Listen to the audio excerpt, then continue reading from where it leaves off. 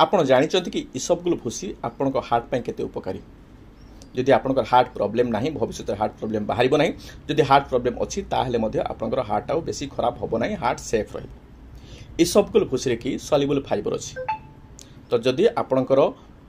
cholesterol अधिका रहुची कि cholesterol अधिका भी नहीं तापर भी आपन जदि इसबगुल भूसी को पिउचंती सेथिरे थिबा सल्युबल फाइबर आपणकर बैड कोलेस्ट्रोल एलडीएल को कमेबो कोरोनरी आर्टरी ब्लॉकेज हबो नाही